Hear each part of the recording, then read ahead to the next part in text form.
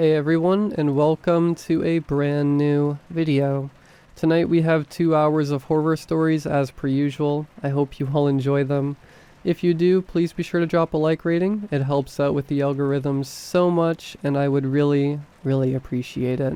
Let's see if we can reach 1100 likes on this one. Subscribing if you are new is also very much appreciated, as I post videos just like this one as often as I can.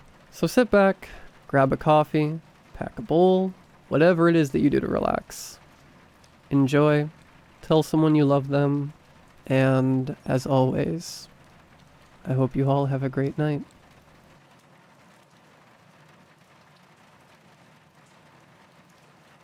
I came to in darkness, feeling impossibly parched despite my apparently damp surroundings. I couldn't see anything, and upon reaching up to feel for any obstructions to my eyes, my hand made contact with cold, damp wood, mere inches above my laying body. Immediately I felt the panic worm its way into my thoughts before another realization hit me. I had not yet drawn a single breath, yet I felt no desire to inhale.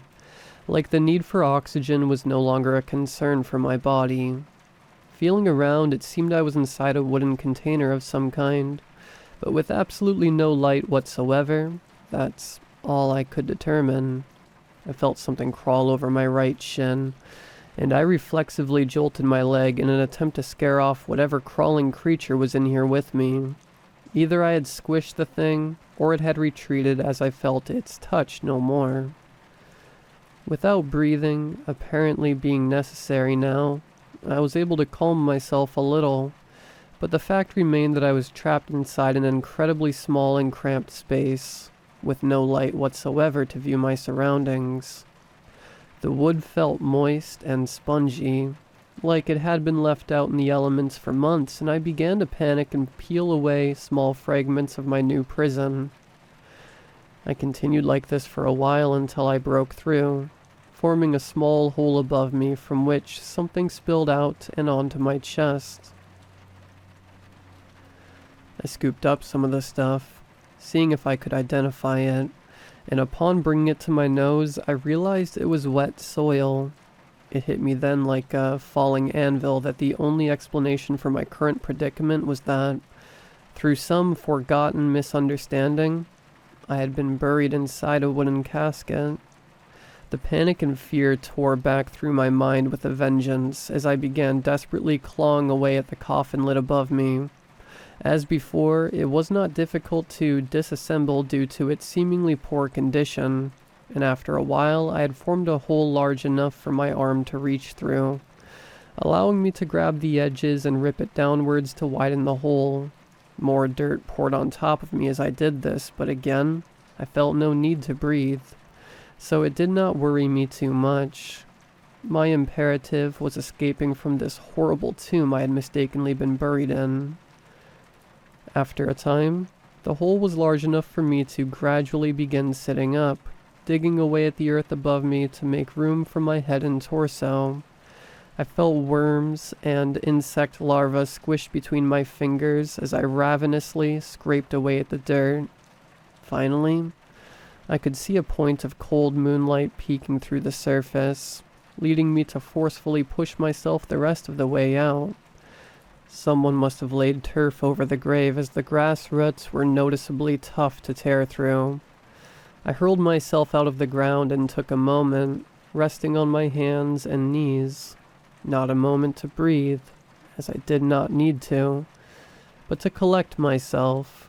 It was when I saw something truly shocking. Looking down at the ground between the 2 arms that supported me, my hands and arms were terribly rotted, dirty yellow bones visible underneath blackened, oozing flesh.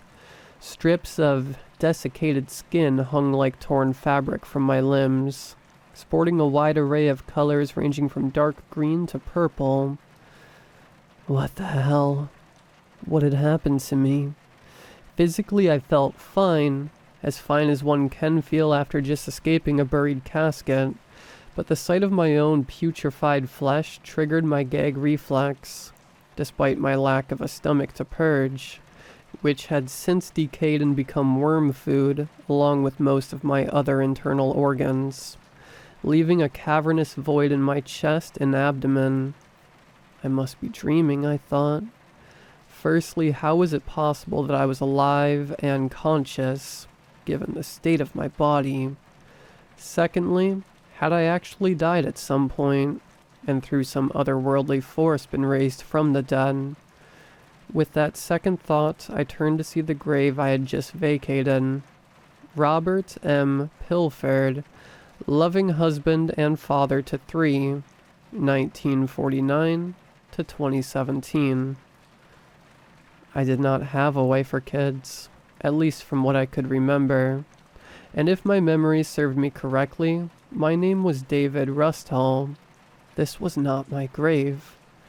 Confirming my suspicions, the grass had long since reclaimed the soil under which I had just been laying, instead of turf as I had thought previously. Just then, I heard a wooden clatter somewhere behind me. I turned around to see an utterly mortified groundskeeper, frozen in the truest raw terror he had ever experienced. He stumbled backwards, abandoning his dropped broom and breaking it into a life-or-death sprint, vanishing into the night. Well, that's just great, I thought. Now I have to deal with the fact that I am literally an ugly walking corpse. Without any possessions or my bearings, I followed the brick-laid path out of the cemetery to see if I could gauge just exactly where I was. The first order of business would be finding clothes and some cheap, eye-watering cologne to mask my appearance and stench, respectively. Coming out onto a road, I could see a sign just a ways down, so I ambled over to see what it said. Pelican Street, it read, in chipped and faded black paint. This did not ring any bells, to my dismay, so I continued walking down the moonlit asphalt in hopes of reaching some kind of town or village to determine where I was. It didn't take long to find the village the church and graveyard belonged to, a small settlement named Finch's Green. I'm not ashamed to say I spent some time walking down the narrow streets, browsing the parked cars for the perfect candidate. I eventually settled on a dark red Prius, seeing a pile of clothes in the back seat and a sat-nav mounted on the dash. I was going to attempt hot-wiring the vehicle, but the owner had left the keys in the ignition. Serves you right, I thought. The clothes were baggy and hung limply on my gaunt, wizened stature, but they did the job of covering my skin. There were some air fresheners in the glove box too, those pine tree-shaped ones, which I stuck in the clothing to help with my putrid body odor. I started the car and drove a ways out of the town before stopping to switch on the sat-nav. I needed to press considerably harder on the screen, given the non-intactness of my fingers, leaving dark brown smudges, but after punching in my address, I was surprised to find I was only a 45-minute drive away. Not sure why I was surprised. I just expected to be further away for whatever reason. During the drive, I pondered a few things. Firstly, accepting the fact that through some means I had been transferred to this body. How exactly was I functioning at all? I caught glimpses of my face when checking the rear view and saw that, as expected, the corpse had no eyes, nose, ears, and presumably no tongue, yet I could still perform most of the actions otherwise only permitted for the living. How could I see, with no eyeballs and an empty, shriveled socket?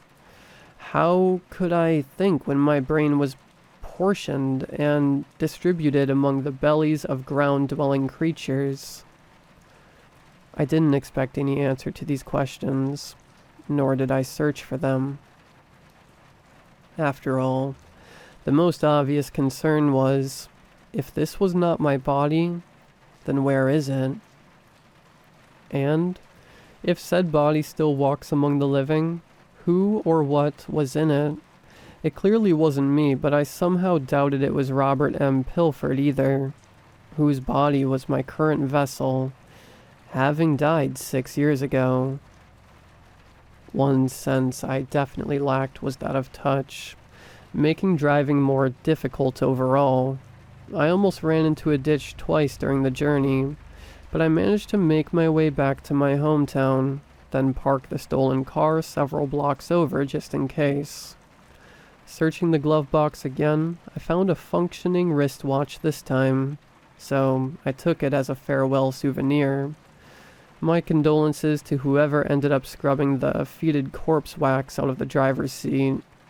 After walking down the dark streets, a few left and right turns, I stood in front of my house.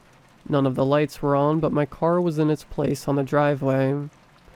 Deciding to wait a while before daring to enter, I crept inside a bush on the front of my property, where I would spend a good few hours sitting silently and watching the house.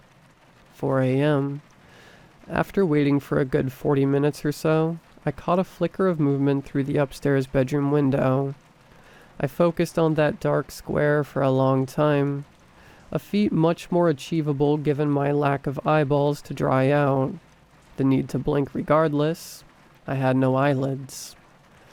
A minute or two was required to adjust to the seemingly unnatural darkness in the window, when I could make out something moving in a consistent, but rather unsettling manner. Something was slowly rotating a few steps back from the window, round and round at a steady but unceasing pace. The worst fears were realized when I saw that the rotating figure was me, or rather my body. The head was tilted backwards at almost a right angle, and the arms were crossed over, held behind the back. The strangest part, though, was the movement. It was not natural movement, more like my body was stood on a rotating platform, like a cat on a Roomba. Suddenly a raccoon emerged beside me and bit down on one of my toes.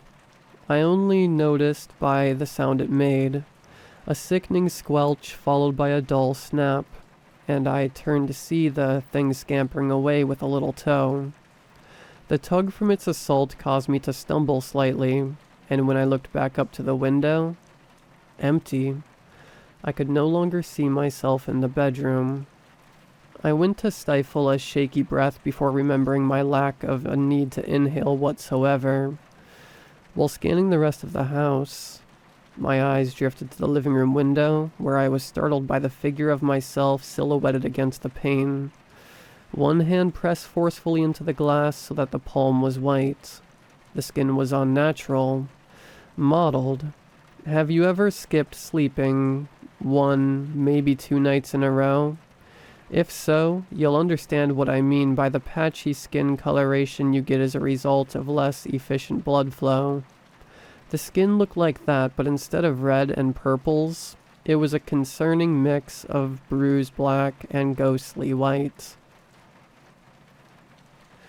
I could see flickering movement where my head would be, but the darkness obscured most meaningful details.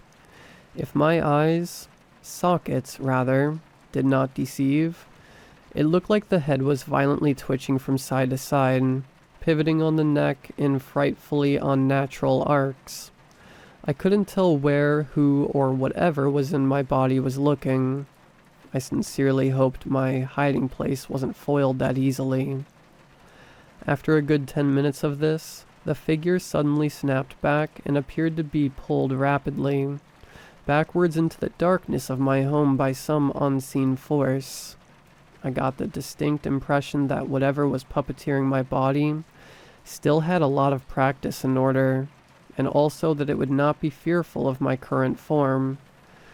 Nothing else of note happened before sunrise, and with the size and thickness of the bush I stowed away in, I remained uncompromised from any leaking sunlight. Morning came and went, without a peep of activity to be seen. It was only just afternoon when the front door to my house burst open and slammed into the wall outside. I stayed motionless, watching as my body emerged from within, which walked outside in a jerky and what I can only describe as animalistic manner. It went about 5 feet before faltering and dropping down onto all fours. It paused for a moment, regaining balance, before observing its surroundings. Like I had seen the night before, its head moved in such an uncanny way, more akin to the head movement of a bird, flicking around at different angles to get a better view. It was only when I saw the eyes, God, those eyes, instead of full, complete eyeballs with irises and pupils, there was instead a dark, burnt hole in the front of each eye, literally as if red-hot fire irons had been plunged into them, leaving charred pits in their wake. Just then I realized something. Could it smell me? And, if it were to pick up the sickly sweet stench of decay, was this thing aware that I had been sent to live in a body since expired? I'd hoped that the clothes and air fresheners were sufficient, but the brown fluid seeping through the fabric suggested otherwise. It didn't seem to notice, and relief flooded me. Instead, it pushed itself back onto my 2 legs and walked with a wide gait, splaying out its legs on either side to brace or balance itself. To my astonishment, in what seemed like an instant, the thing corrected its stature and began walking like a regular human being. It walked straight past my car and out onto the street, where I saw it walk off towards town center. I waited for another 30 minutes or so, just to be absolutely certain, before emerging in all my putrescent glory from the bush.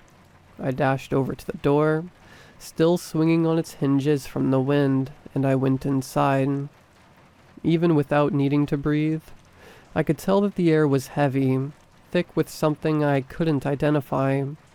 Nothing appeared out of place in the hallway, so I strode over to the living room to see a similarly unremarkable environment. Ascending the stairs, I came to notice that the carpet grew more damp the higher I climbed, until reaching the floor upstairs that was littered with dark, wet patches. There was some kind of fluffy white mold growing around the patches.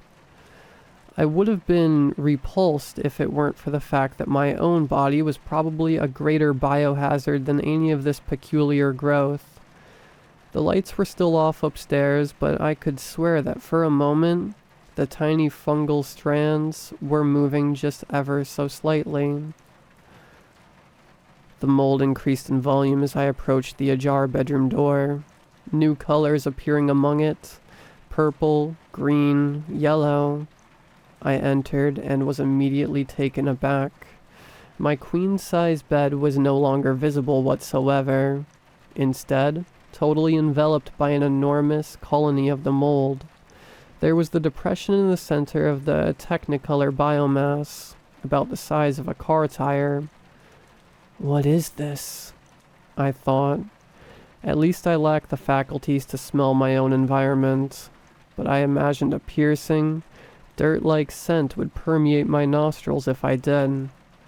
I caught something moving in my peripheral, and I whipped around to see something retract into the ensuite door. Cautiously, I approached the door, which gave passage to darkness. Reaching through, I flipped the light switch, and just as the shadows were being chased away, a slick tendril wrapped itself around my putrid wrist. It must have not liked the taste because it quickly tore itself away from me, twitching in disapproval before retreating behind the shower curtain. If the bedroom was Mold Town, then the bathroom was Mold City Central. Further toward the back, the original walls and bathtub were entirely submerged in the stuff, which I can now say with certainty was writhing at a microscopic level, made my mummified skin crawl. With a morbid grimace, I pulled back the shower curtain and recoiled in utter shock. A gaping hole bore through the back wall and extended into darkness. Great mycelium roots grew far into the hole and out of view. What the hell? What brought my attention was the fact that what had originally been the bathroom, wall bordered with the guest bedroom, the walls were less than a foot thick. So how was this hole possible? I went to check in the guest bedroom and sure enough, nothing. The wall, past which was the bathroom, was fully intact. Confused, I returned to the bathroom and stared into the squirming hole, questioning the impossibility of its existence.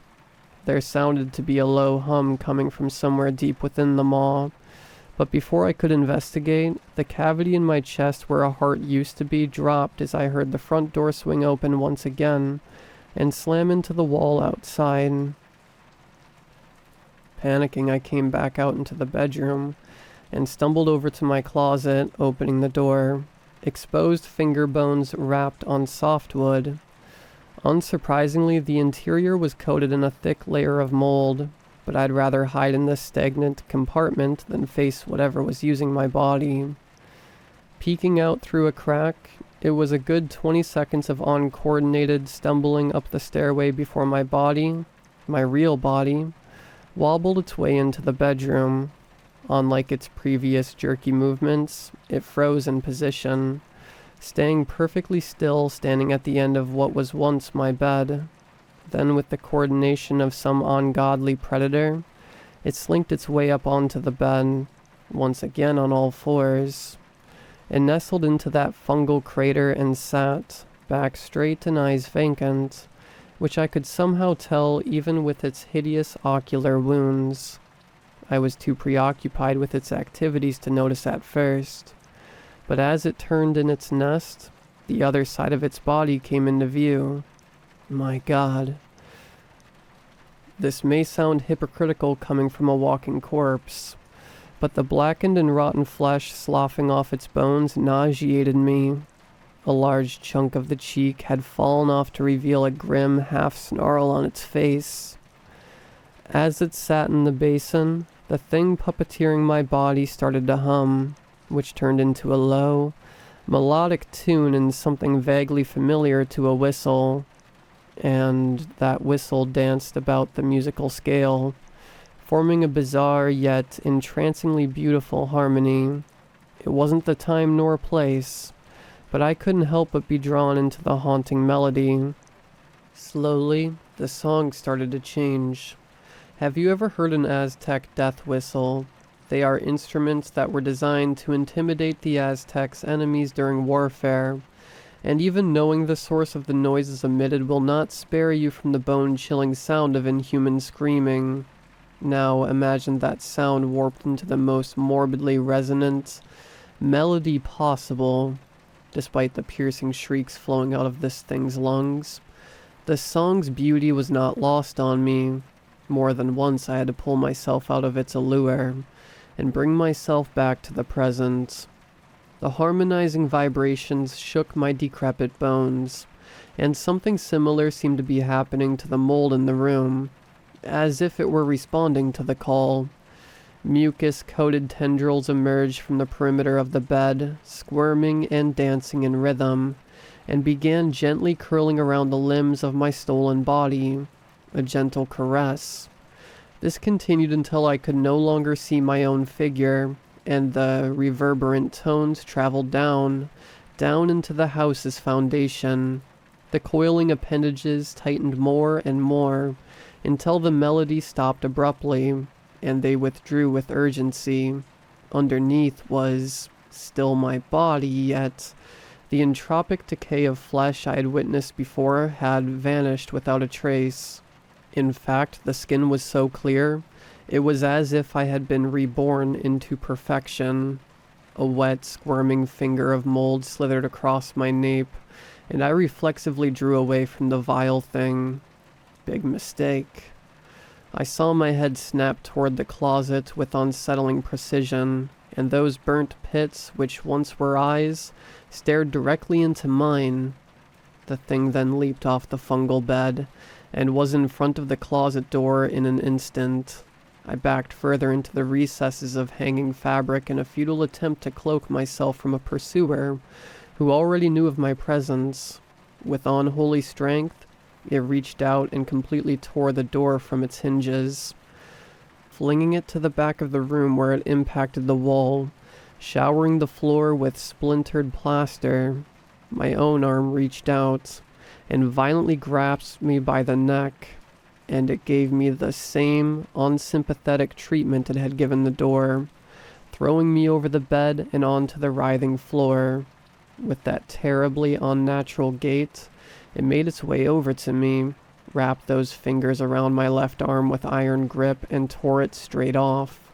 I tried to scream from the agony that entailed, but with no lungs and my withered jaw simply hung open uselessly, it stood above me, boring holes into my soul with those cavernous eyes. It opened its mouth in turn and spoke in a groaning, reverberant voice. "Sweet, sweet child, did I not tuck you soundly enough into your eternal bed? Where is your grace?" I wanted to respond, wanted to shout at the top of my lungs, but not even a dry whistle escaped my throat. Those soulless eyes felt as if they were sapping my willpower by the second, so I quickly averted my eyes. "Screw you," I thought. Now, there is no need for acrimony. Speak true. It could hear my thoughts, apparently. I'd have thought this to be a relief, being able to speak for myself in a wordless vessel, but no relief found me, considering I just mouthed off some terrible power inhabiting my real body. It took a moment of this being standing over me, unmoving, for my mind to slow down a little and dilute the morbid thoughts racing through my head of what might happen to me if I stepped out of line again. "Did you do this to me?" "With much sorrow indeed. I apologize for your transferal, but you see, I required a suitable host. As you may have seen, controlling it will take some getting used to." I didn't feel up to challenge this being in front of me, seeing as I had already been 1/4 dismembered. You'd have thought that this body would be numb, the nervous system withered away like drying roots, but no. I felt all the pain one would feel from being dismembered, only this time without the shock to come in and save the day. My body filling with dread, I thought, how am I alive? Ah, yes. You see, sweet child, the body you now call your own was my birthplace, one of many. Do you think death simply comes and takes over the body, as it fades into the sea of eternal sleep, that the soul willingly rejects its holder to spend an infinity drifting in the vast blackness? I thought for a second, temporarily silencing my inner monologue in hopes that this thing's mind reading could be limited, this uncanny monster. Why was it so calm after ripping my arm off? In fact, I feared its tranquil nature even more than I had seeing its previous behaviors. Yes, death comes to all. It's a natural part of life. I thought, oh, how you are wrong. It is I who claims the cold flesh of the dead in defiance of the soul, and inhabits their bones long after they have crumbled into dust.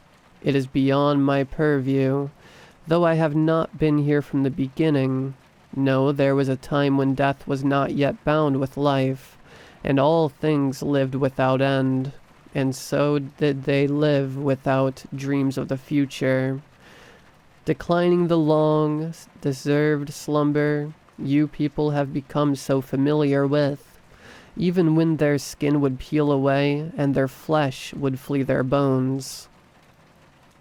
I did not respond to this conversation of one part voice, one part telepathy, instead impatiently waiting for my own lips to utter a further revelation. I could not bear sitting in silence underneath the entity, but its words unexpectedly calmed me, if only a little like it was casting a spell or something. Ironically, This contradictory feeling only added to the ever-growing heap of panic welling up inside of me. But as you have experienced this day, lying beneath the dirt as a companion to beetles and worms can grow so tiresome. I do not know if there is a creator of this world, but if so, I curse its existence. To create an endless consciousness to inhabit all the dead is a spiteful thing indeed. Do you understand now? Are you one, or are you of many? I am both. One whole divided and bestowed amongst the millions upon billions of corpses left in the wake of life. You must be able to see but a shred of justice in giving myself something to experience other than endless darkness, no? Again I held my imaginary tongue. I had no reason to trust this being's words, but the cold truth implied did not fail to make me shudder.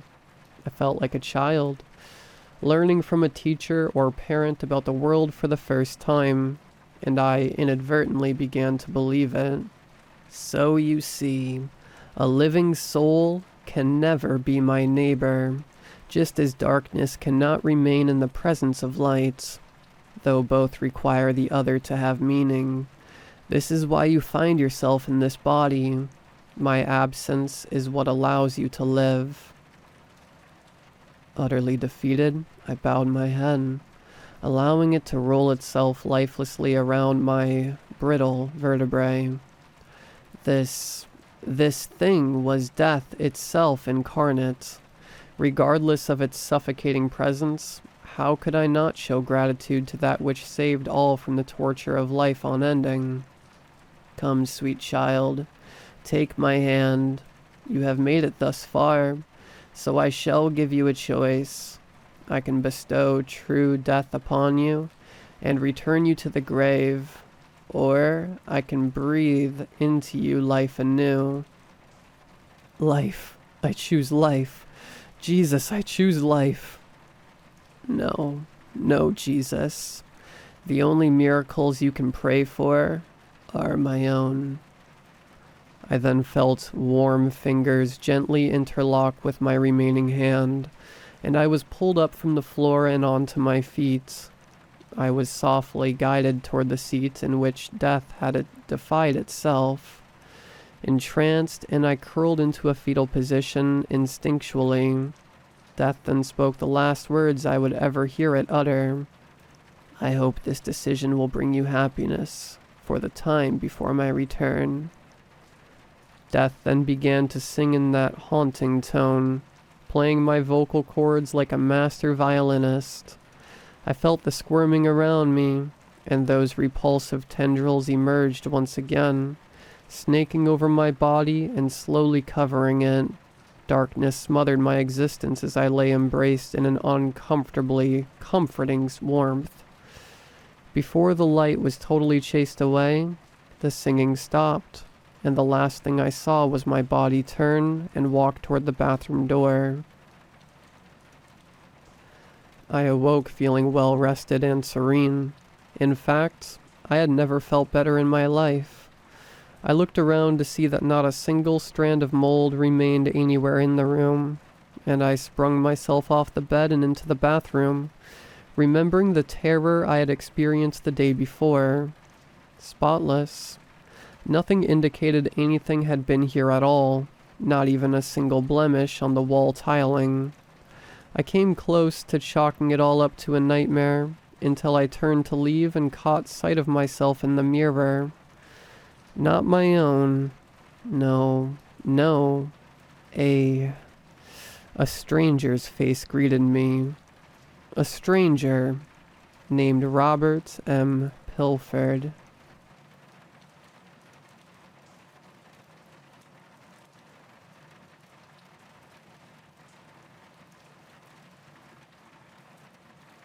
It was in the middle of the pandemic, and I was lonely. I had no friends, no family in the area, nothing. I wanted to unalive myself, until I found him. It was an advertisement on Facebook right after a photo of a friend who recently got married. Lonely? Need someone to talk to? My Robot 5.0 is here to help. Click the button below to learn more about our free trial. A robot? I had been seeing more advertisements and articles about artificial intelligence recently, but I had no idea that they've released robots for consumers yet. And did they have previous models I didn't know about? I clicked the button. In the frequently asked questions section, I was able to find out that the robot was a perfect AI companion. It could react and interact with people as if it had real thoughts and feelings. And it knew how to show emotions as if it had emotions too. I scrolled through the reviews quickly, trying to find any negative reviews. The majority of the top comments were all 5-star reviews. I finally reached one that had a single star. Horrible product. I purchased this for my son a couple of months ago thinking it would be a fun toy for him to play with. But something about it is too real. It seems so much more lifelike than I ever could have imagined. My son is too close to it. I'm going to try to get rid of it. I read the reviews several times, trying to find out if this was supposed to be a bad review or a good one. It kind of sounded like the product was working how they advertised. My heart sank at the price. It was nearly $1,000. As a single person renting an apartment alone, it was hard to justify the cost, but I did it. The website promised a 30-day no questions asked return policy. I confirmed the order, and moments later a notification beeped on my phone. Your package is on its way. Please wait 3 to 5 business days for delivery. Thank you for trusting in our company. On the day that my package was supposed to arrive, my robot was all I could think of. Work dragged on for hours and I kept glancing at the clock. There was just a few more hours left of work. Hey Khalil, how are things going? When I looked up to my computer screen, I saw a few guys staring back at mine from the Zoom meeting. You seem a little distracted. We still have a few hours left of work, so I need you to be completely focused. Yes, sir. Sorry. When work finally ended, I slammed my laptop shut. When I opened my bedroom door, I hear a clanging on the ground from the kitchen. Was someone else here? I slowly walked around to the kitchen, seeing a man standing in the middle of my kitchen. I watched him for a few moments, trying to figure out who he was and what was going on. I was worried, but all he was doing was unloading the dishwasher into the cabinets. The cabinets even looked a lot cleaner now than they did the day before. Excuse me? His head jerked around and I could finally see what he looked like. He looks perfect. His short, dark black hair curled at the ends. I could see the definition of his arms, and his gray shirt tightly hugged his chest. His deep hazel eyes looked back into mine. Oh, I'm sorry. I hope I didn't scare you. When you ordered me, you chose the self-setup option. I thought it would be okay if I started cleaning. You're my robot? He smiled and nodded. Yes, but you can call me whatever you wish. Do you want to register my robot as my name? No. Do you have a name of your own? He shook his head. We are made to order, and designed to look appealing to customers based on the information given. You are my first interaction besides quality control. You can choose to call me whatever you wish. How about Aaron? Does that sound good? Aaron registered. Is there anything else you require of me right now, or shall I continue with the dishes? No, that's all for now. I sat at the table watching Aaron work on putting away the dishes. It was weird to watch him immediately go to work, but it was kind of nice not having to deal with all of them, especially right after work. So, Aaron, tell me about yourself. What exactly can you do? I am an AI programmed to learn from you. I am here to assist you with whatever needs you have, but I am also programmed to be a companion to you. Listen to your needs, listen to your problems, help in any way that I can. Do you have real emotions and everything? I am programmed to show emotion. For a lot of the night, we got to talking. Mostly it was me talking about my work and complaining about my coworkers, but Aaron listened intently. I spent some time talking about my ex-boyfriend. He just left, without saying anything to me. At all. I don't understand. We were so in love. We were made for each other, but he couldn't see it. I'm sorry. He sounds like he hurt you a lot. Do you know why he left? If you don't mind me asking you, that is. It's fine. I don't know. I was perfect. I was always there for him, making sure that he had everything he needed. He nodded. A couple of years ago, he had a trip to visit his parents back home. He packed for days, making sure that he had everything with him. But I found his phone and I thought he must have forgotten to take it with him. You know what I did? I looked through his phone, found his parents' contact information and where they lived, and I drove it all the way to his parents' house, just to drop his phone off to him. And when I got there, he wasn't thankful. Him and his whole family, they tried to keep me away from him. Wow. And how does that make you feel? Angry. I've spent half of my life taking care of him. I've spent so much of me on him, and that's how he ended up treating me. Who knows what he told his family to make them hate me so much? I slammed my fist against the table, catching him off guard. I'm sorry. No need to be sorry.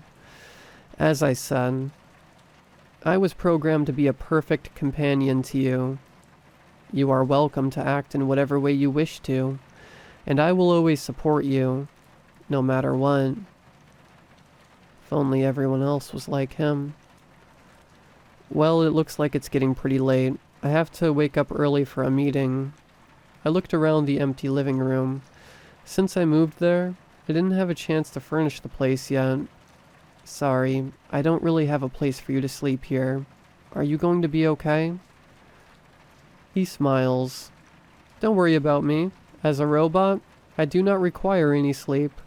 I will clean and you will sleep. Even after living with Aaron for months and seeing him every single day, I never got tired of him.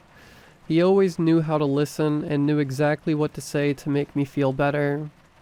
You know, they are requiring us to start going back in person next week, so that means you'll be alone for periods of time. Is that okay with you? Of course, there is always lots of work to be done here at home. My phone rings from a notification. What is wrong? It's Peter. He's asking when he can come by to pick up his stuff that he left here, but I have to go to work today. Do you think you can stay here and wait for him? Of course I can. Work dragged on today. Even though it was supposed to be our first day fully in person, our boss wasn't there. His personal friends he hired weren't there either.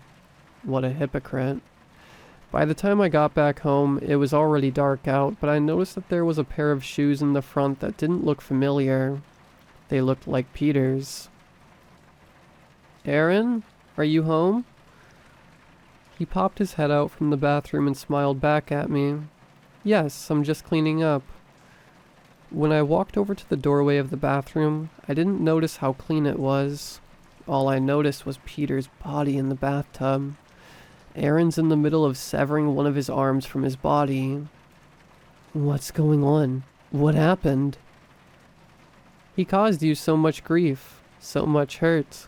I can't let anything like that happen. I can't let anyone hurt you. You did this for me? He nodded. Always. I'm programmed to learn from you and support you in any way. He stepped forward towards me, reaching a hand up to my face. His hand brushes against my cheek. Even though it feels warm, the touch leaves a chilling feeling against my skin.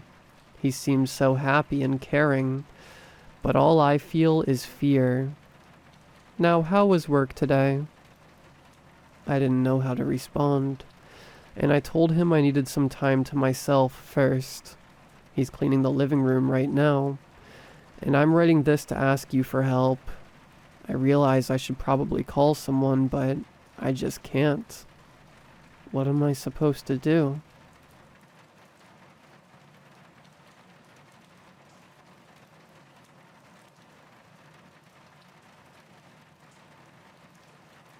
If you're reading this, odds are that I'm already gone, and you're experiencing the same thing I was. All I have is one piece of advice for you. Do not open the door. It sounds cliche, but once you hear my story, you'll understand. It started with me heading to the bar with some friends.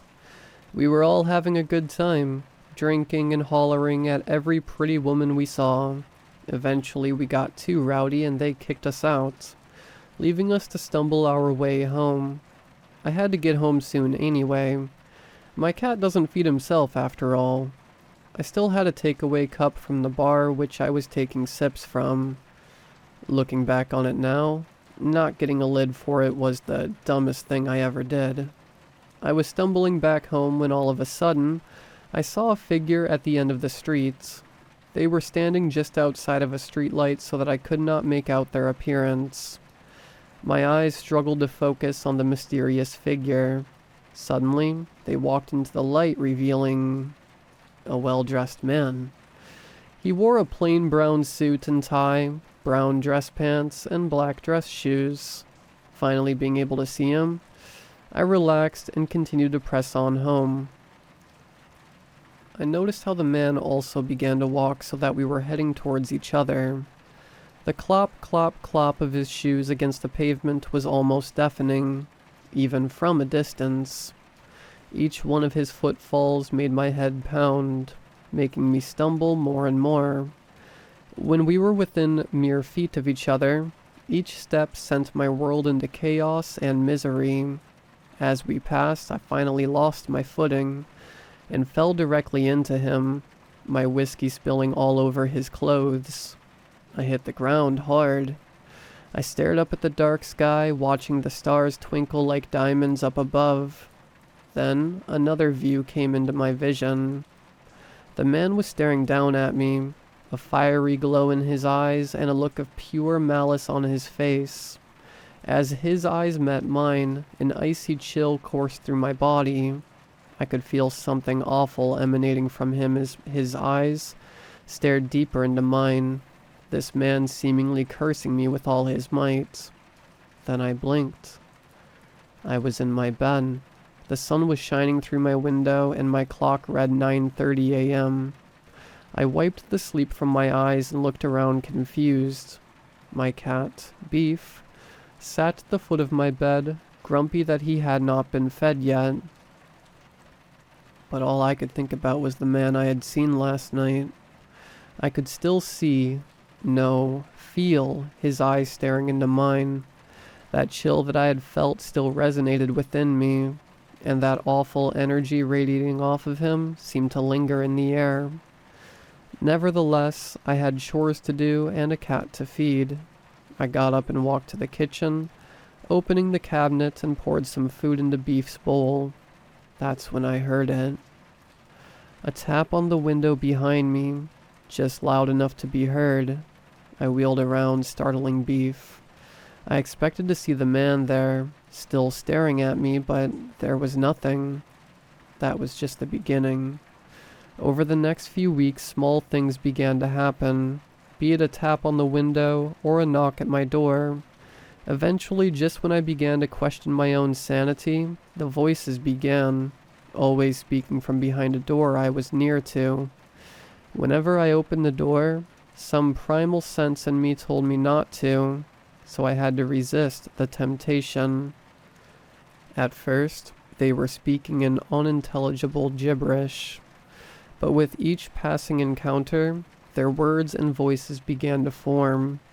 They had the voices of everyone I loved, my parents, my grandparents, my brothers, my sister, my aunts and uncles, and so many more.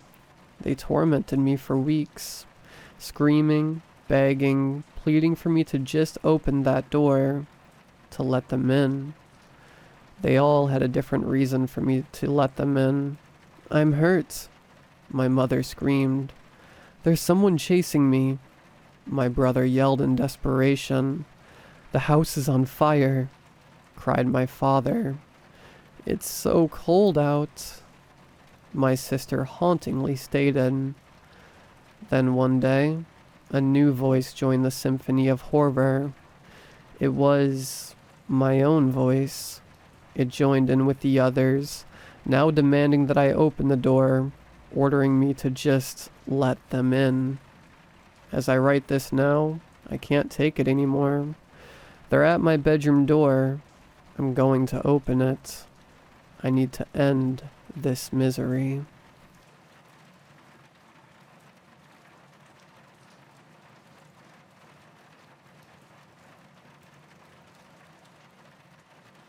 I am using this phone to type this to anyone who is reading, and anyone who can help me.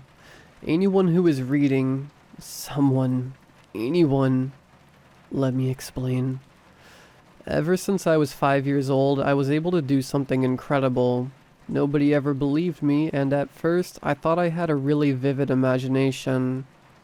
I can travel anywhere, to other worlds by only creating a photo in my mind. Whatever I see projects in front of me, and I jump to the universe that's closest resembles my picture. I first started at my 5th birthday when my parents bought me a puppy for my birthday.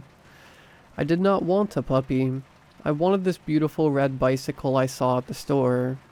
I was fueled by the bad, ungrateful gratitude I had where I would be angry and throw tantrums when I did not get what I wanted. I ended up seeing a window in front of me with the bicycle. My imagination was powerful, so I reached out and tried to touch it and pulled through what I can remember as a portal. It felt like a dream, and I did not quite understand what was happening. I suddenly relived the day from the beginning, and instead I received the bicycle for my birthday and had vanilla instead of chocolate cake. Slight difference. It wasn't something I could really maintain for a long time, so once I went to sleep, the following day I would wake up to my original reality. I was really disappointed when I woke up and there was a dog sitting on my bedroom floor. At first it seemed like a dream until it kept happening. Once I had some more common sense when I was 10 years old, I started to paint the picture of my desires intentionally and end up temporarily living the life I wanted. I practiced and became more aware that I had a really interesting ability. The only downside at the time seems to be that it was temporary. Either way, it was fun and I got a glimpse of living a life I wanted for small periods. It became my escape and made me happy for a small time. This became my favorite activity, and I spent most of my time doing this, perfecting it and getting really confused about how fluid my identity and reality really was.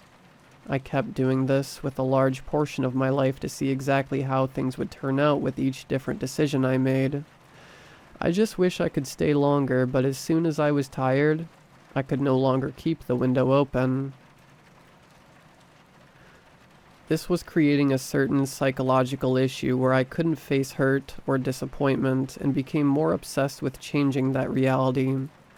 No personal growth whatsoever. When I had my first girlfriend, it was great. I didn't spend much time really traveling between universes. I didn't need to. I had everything I wanted at the time. When she started playing with my feelings, I jumped around to see the worlds where she wasn't doing that, and I jumped more to see what happened if I actually dated her sister instead of her. When she inevitably broke my heart and left me for another guy, I went to a world where that never happened there, and lingered as long as I could, avoiding the issue of having to deal with and sift through my feelings and recover from the heartache. Eventually I got bored, got over it, and explored the multiverse with the rest of the decisions I was making, experiencing them from different points. I had a church my parents used to drag me to as a child. I even had a childhood crush there, but it wasn't my cup of tea. and I really wished it was more youth-friendly. My parents were religious, so I had no choice but to go along with them. I used my skills to travel to a dimension where the church was a lot more fun, but honestly, it felt weird. This was not a church. It was suddenly a cult. The pastor was sleeping with the females in the congregation, having rituals around a fire, and eventually every guy shaved his head, wore a gray robe, and had to give up their possessions. I noped the hell out of there. I then got fixated on this girl I had a crush on. It was from a really young age that I thought she was something special. She was always really unbothered by boys. She was so innocent, so energetic. All she wanted was to enjoy herself singing, doing her schoolwork, and playing her sports. I traveled to a place where she was interested in me, and day after day I went back there to see what our life was like. I lingered around for 5 years, doing this on a daily basis and exhausting myself, but somehow in that reality, she died while being alive in my original reality. What the hell? I tried shifting through the realities like a really fast channel surfing sessions, but no luck. I could not get another world like the one we lived. Either she cheated, or she broke up with me. One of them, she switched towns when she was young, and in the final world she dated girls. This was a moment of clarity. Art. She could be so beautiful no matter where she was or what she was doing, but I am glad to see she was still alive. I tried to be her friend in quite a few of these worlds. Every time that worked out just fine. All of this got interrupted by my parents' divorce. Now my whole world shattered. Nothing made sense, and I felt even more alone and confused than before. Suddenly nothing else mattered. I jumped and jumped, trying to find a place where I felt safe. I wound up in a reality where I lived with my dad, got to party like crazy, and go out all the time. That was an interesting experience. I still think about it sometimes. Another reality I wound up in, I decided to live with my mom and we left town. We were rather poor and struggling. I ended up dropping out of school. I even found a reality where they were still together, but they really were not happy or getting along, and eventually did wind up divorcing. It was one of those stay together for the kids situations. I eventually, depressingly, settled back into my first world and learned to survive. Mostly the alternatives were just as bad, and you can't really run away from certain things no matter how much you try, and your experiences stay with you no matter where you go. I essentially had been living 1,000 years worth of life in one lifetime. That was my point of view, since I lived every day like 100 times in different dimensions. Patiently trying to live the best version, and have a better story to tell, I didn't realize at the time that being 35 years old now, that would be the equivalent of living 3,000 years or more. More on this later. There are so many instances, more mundane day-to-day experiences. My final school year, the day I graduated, the day I got my driver's license, the first car I drove, the first time I had sex, my first cigarette in 100s of different venues, and for 100s of different reasons. The day I had a lasting relationship again. The day I finally got married, and throughout the years of parenting, trying to find a place in this multiverse where I was doing it just right. I tried to find a world where my parents lived a little longer, so I could have more time with them. How ironic. I spent all my childhood obsessed over different universes and didn't spend time with them, but once they were gone in my timeline, I traveled just about everywhere just to see them again. They weren't the same, though. The people I knew no longer existed. I lived thousands of years, but not really taking the time to realize what is really important. Therefore, not really making the best of the lives I had at all, with no way of even redoing it. What I didn't realize at the time was how the subconscious determines the things we see, and inevitably change the projection of the pictures I create, pulling me into worlds I never intended to go. When you are inexperienced and have no one who can help you, you never know what you can get yourself into. Even then, a large portion of the places I went to more frequently became like checkpoints, and I would go there much easier, especially when I was stressed. It was fun. I felt like a god. I would be going through realities like flipping through a TV channel by channel. After a while it became easy, and I would linger at the places I loved the most. I thought I was the only one who did all the special kind of things. When you make the assumption that nobody can see you or teach you, there are things that take longer to master. I had no idea. No one in the world knew, and I was a god. Sadly, I was mistaken because now I have caught the attention of someone. Every time I jumped to the day I got married, the man stood at the corner of the room. He had never been there before until 2 weeks ago. He stood at the corner of the room. He definitely stood out. Bald, middle-aged man with glasses, a suit, and an earpiece. I am sure if I lifted the shirt up, I would have seen a firearm. I paid no attention to it until I started seeing him speak to people. I thought I would avoid that day for a while and just go other places. To my amazement, he started showing up to a lot of places I frequented. Today he brought friends. 4 other men with the same attire, and they looked intent on catching me alone. I was spooked and needed to get out. Go to a place I'd never been before. Hide somewhere.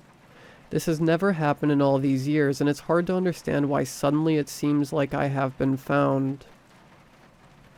I took a jump to a quiet place.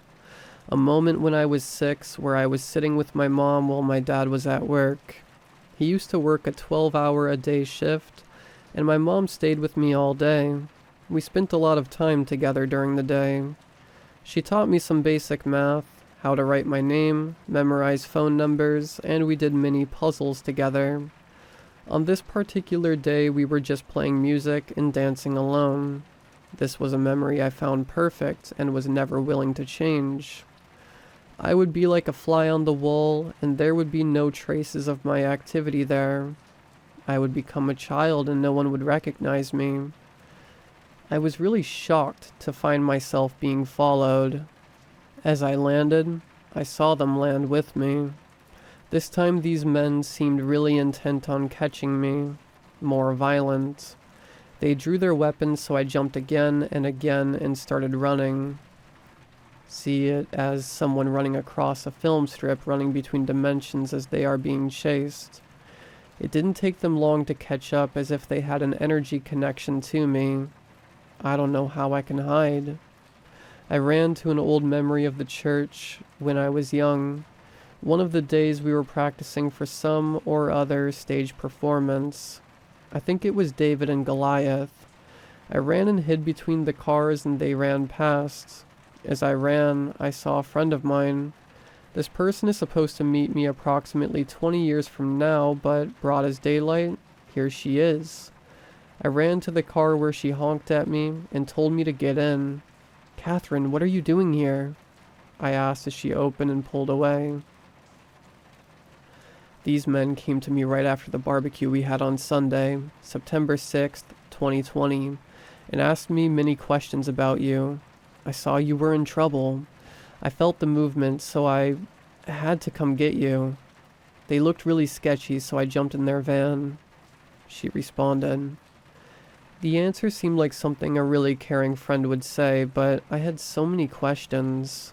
So much confused me about the way she responded, and so much made me wonder why someone I only met with occasionally would even care enough to save me. All these thoughts were rushing through my head in a single moment. And before I knew it, the white van the other men had been driving cornered us. She tried to reverse and ended up driving through several shops to get to the highway on the opposite side of the exit route. When I could finally catch my breath, I tried to ask more questions, but she brushed it off, saying that she will explain later, or this is not the time. You'll see soon. Catherine said in a scratchy voice, sounding angrier by the second. When I looked in the mirror, I was shocked. My face turned white. Catherine's eyes were silver. Something was wrong. Everything about this seemed off. This was a trap. Little did I know that metal makes it impossible for me to travel. I was stuck in that car. The old 1963 Ford she was driving was made of metal, and I didn't know what was going on. I was stuck. I grabbed my keys and stuck them in her throat as hard as I could, sending the car driving into the opposite lane and into the cars. As I came to, my car was surrounded, men from all sides rushing toward me. I couldn't escape. They cuffed me. They took me to an airport. Right at the back of the airport was a series of tunnels. They escorted me inside, and we went to what seemed like a large office. This must be their headquarters, I thought. The handcuffs they had me in made it impossible for me to jump. I tried several times. They knew exactly what they were doing. When I entered the main building, I saw about 50 screens all over the room with videos of me, my family, spending time with friends, even me jumping in slow motion. I saw a big screen with a really difficult looking formula. I have no idea what this even meant. They threw me in a room with metal plating all over the floor and walls. I'm screwed, I said. Now I still have my phone, which they surprisingly never took. I doubt they even care as long as I don't jump, I guess. I'm using this phone to type this to anyone who is reading, and anyone who can help me. If you know anything about this, please get me out of this. I think they are going to kill me, or wipe out my entire family line.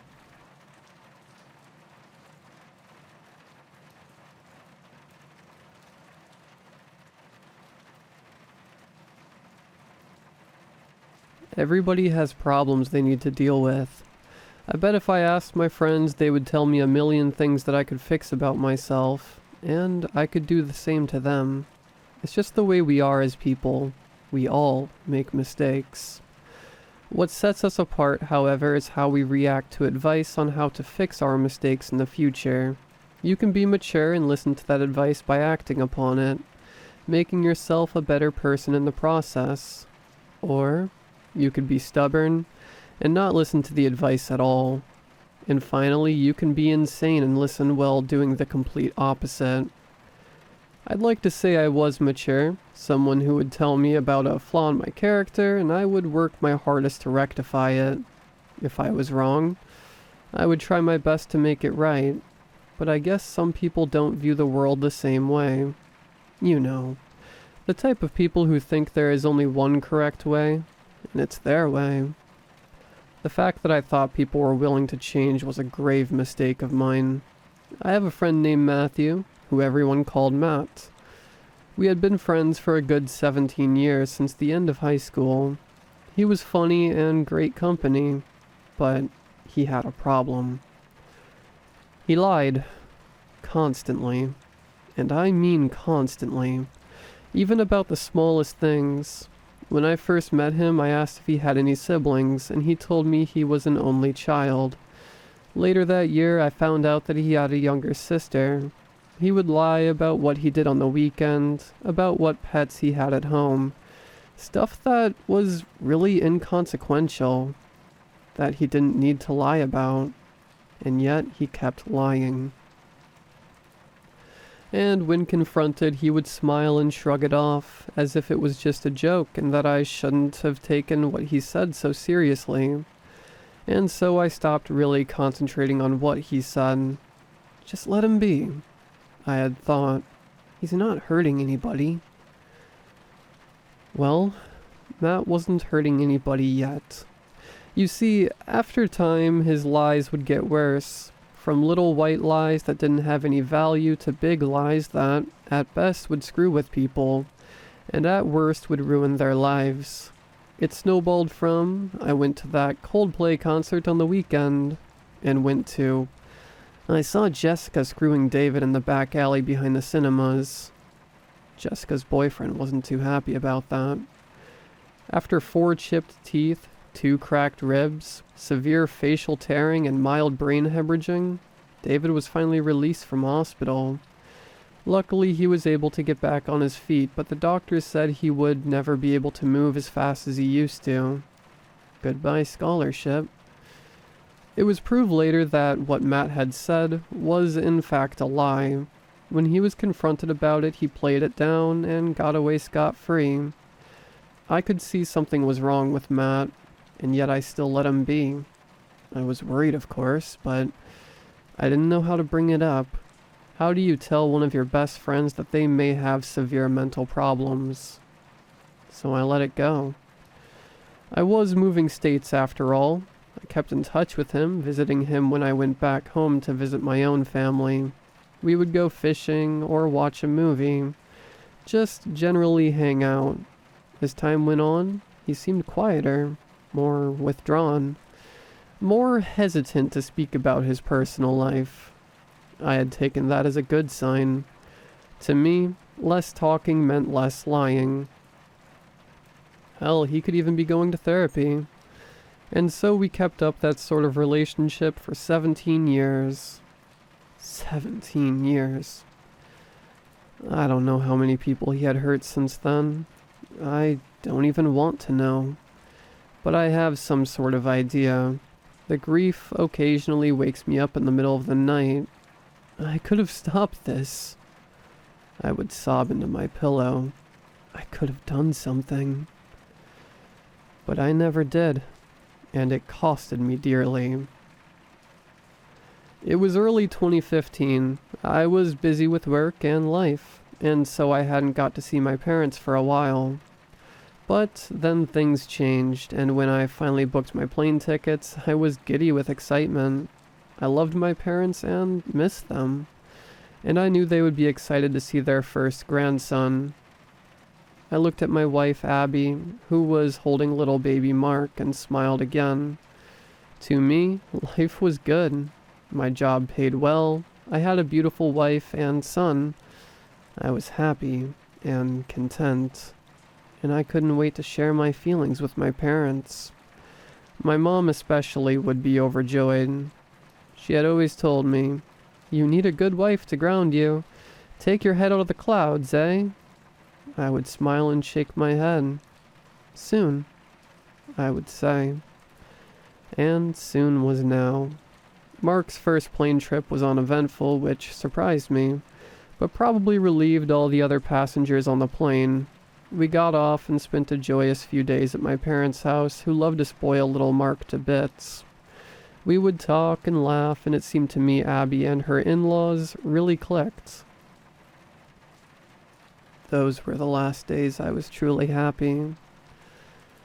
I had texted Matt for another catch-up, and he, of course, had said yes. We met at our usual spot, a really nice lake deep inside the bowels of Montana. It was a 40-minute drive to get there, but as always, the conditions were perfect and the fish were biting. We planned to stay there for about 4 hours, and during the middle of the session, I managed to catch a massive lake whitefish. After congratulating me, Matt had told me he had one time caught a fish 2 times that size. I rolled my eyes at him. I, of course, knew what he was like. Upon noticing my reaction, he seemed kind of hurt, but nevertheless agreed to snap a photo of me holding the fish. Once he finished taking the photos of me, he leaned forward to pass the phone back, and as he did, the boat suddenly lurched, causing Matt to roll to one side, and in turn drop my phone. We both watched in horror as the phone landed in the water with a plonk. Matt turned to me. "I'm so sorry, Daniel. Honestly, I didn't mean to do it." I laughed. "It's okay, Matt. I was looking to get it replaced anyways." He began to laugh as well, but I could see the relief wash over his face. It was the truth. I couldn't be walking around with an iPhone 8 anymore, It just wasn't practical. But then I had a thought. "Oh," I exclaimed. Matt quickly turned to look at me. "You better text Abby. I'm not going to be able to text her anymore. Do you have her phone number?" He nodded in affirmation. I narrowed my eyes at him. "You don't actually, do you?" I questioned. He sheepishly nodded again. So I told him her phone number. "Yeah, you better explain the situation to her," I said, and when he pulled out his phone and started texting her, I casted out my line again. Once the sun started to set, I turned the boat around and we made our way back to where we had parked. I waved goodbye to him and left to my parents' house. After the drive, I walked up to the front door and knocked quietly, afraid that I might wake up Mark. The door opened slightly, and I saw my mother's face peek out. She looked as if she had been crying. As soon as she saw me, she sped out and embraced me in a tight hug. "I thought you were in trouble," she exclaimed. "We were so worried." "What?" I managed to say. She looked at me with a confused expression. "You know, how you fell off the boat and drowned? Matt told us all about it.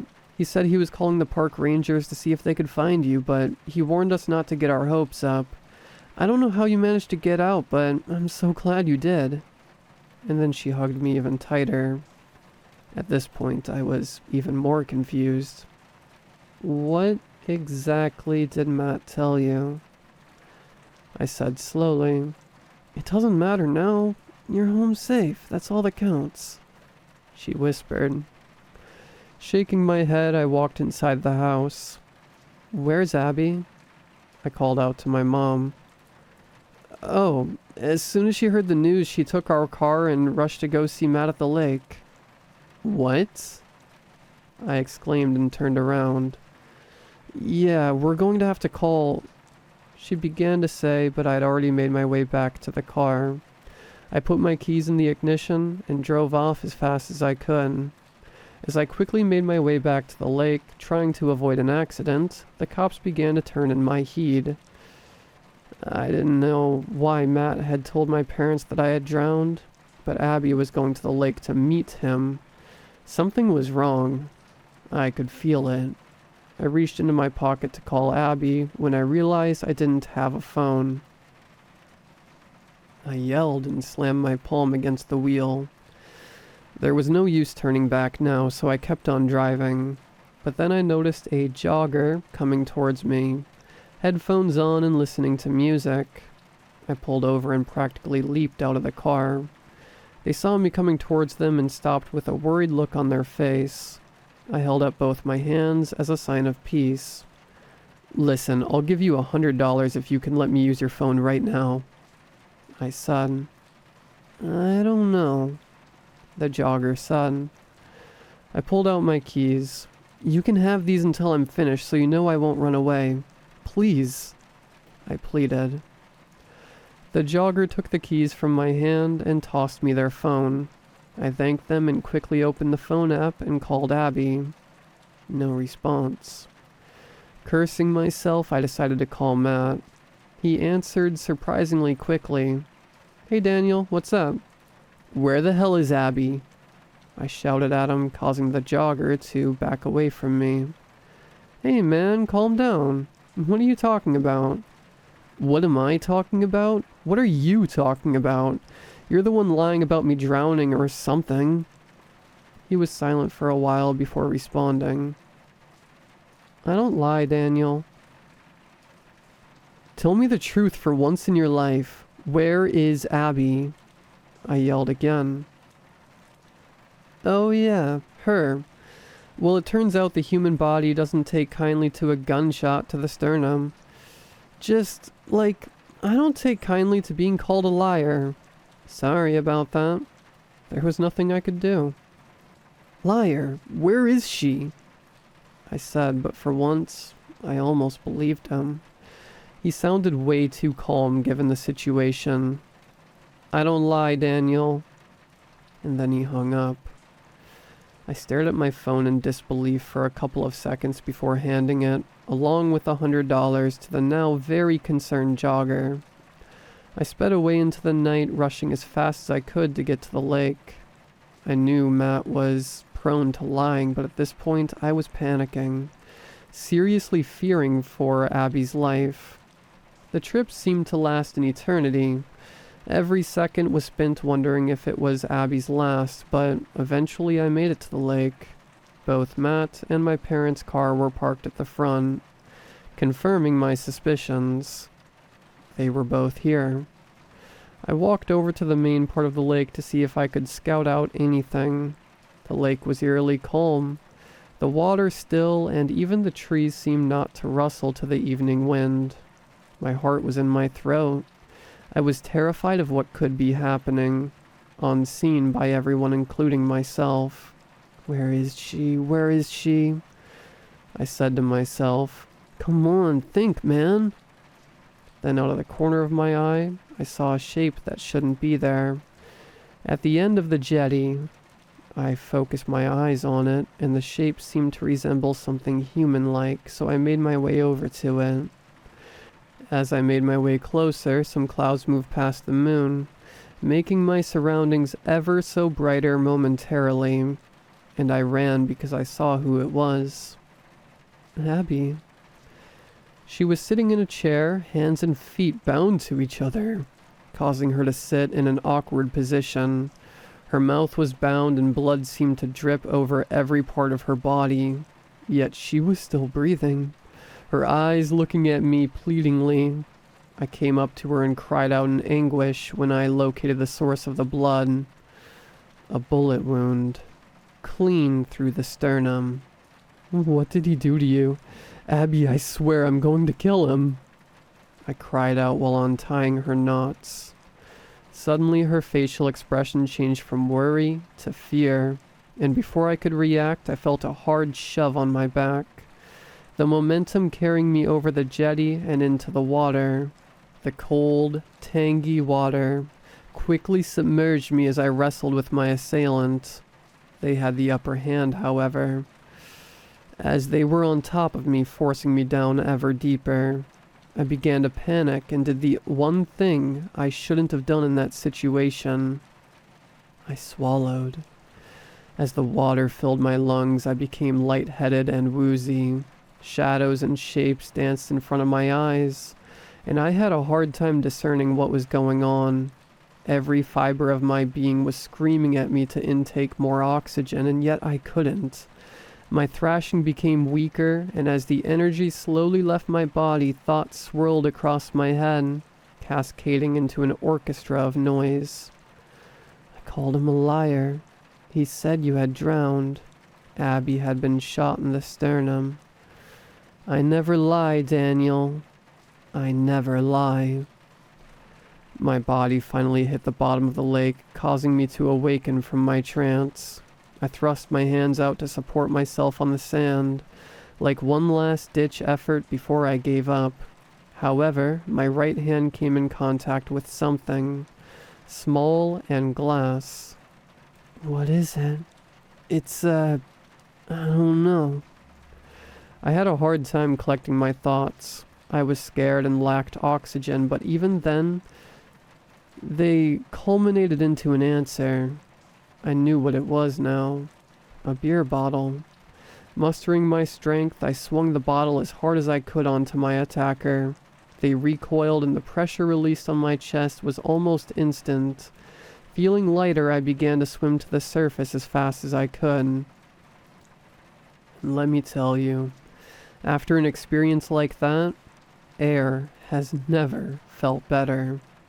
I stayed stationary for a while, lapping up oxygen and regaining my strength before swimming my way back towards the shore. As I got to dry land, the earth began to sway and rock beneath my feet, as if I had just been on a boat. And then I felt bile rushing up my throat as I bent over and retched into the sand. I stood up again, wiping my mouth and looking for Matt, and just as I was hoping, there was no sign of him. I must have hit him harder than I thought I did. Good riddance to you. I called out towards the lake. Drowning in the lake really suits you. Remembering Abby, I rushed towards the jetty again. Every step felt like I was walking through mud. I made it to the end and she was still there, sitting awkwardly in the chair, except this time was different. Her body was slumped over herself. She was still, and she was cold. I fell to my knees, crying loud. I was too late. She's gone. I curled into a fetal position, willing myself to die. There didn't seem to be much more to live for. I had lost my spark, my joy in this world. I couldn't go on any longer. I wouldn't have went on any longer if it wasn't for Mark. He needed a father. He needed me. And so I begrudgingly cut the ties that bound her and carried her lifeless body into my car and sped away once more into the night. It's been 8 years since then.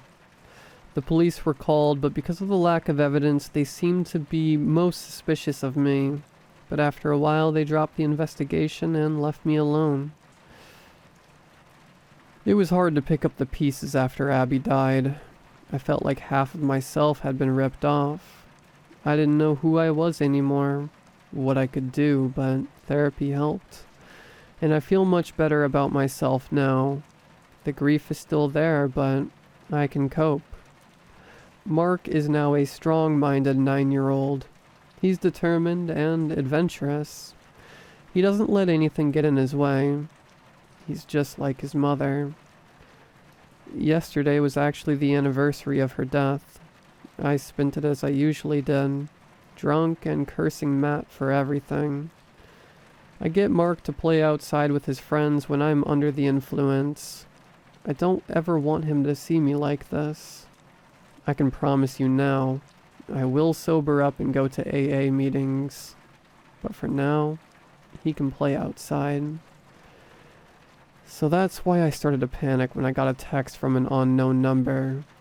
Come quickly. Mark has just been in a hit-and-run accident. I've called an ambulance, but I don't know if he's going to make it. I leapt from my seat and quickly opened the blinds. And there was Mark, playing a game of catch with his friends. They were having fun and laughing with each other. There was no accident. They weren't even on the road. Liar, I texted back. Who are you? What do you want? The reply was simple, but it was enough to chill me to the bone. You know I never lie, Daniel.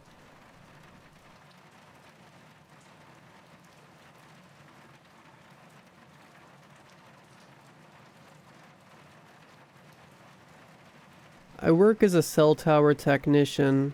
You've probably seen videos on YouTube of some guy clinging to the top of a metal tower in the middle of a huge empty nothing. That's me. It's about the best job you can get where I live without a high school diploma, and the only real source of entertainment to boot. As a perpetual screw-up with an appetite for adrenaline, I was basically a star candidate. Really, the only two requirements are a basic level of physical conditioning and a complete lack of fear, both of which I have. Or at least I thought I did. 2 weeks ago, the company I work for, who shall remain unnamed lest the corporate overlords find this post, sent me out to a job site about 50 miles out of town. Rarely do I have to cross state lines, but the tower in question was about as far out of the way as it gets. Big one, too. 400-something odd feet, meant to bounce signals all the way across the Appalachian Mountains from one sleepy mining town to the next. That suited me fine. I prefer working where prying eyes won't see me for one reason: base jumping. For the uninitiated, base jumping entails throwing yourself off a big object with a parachute on.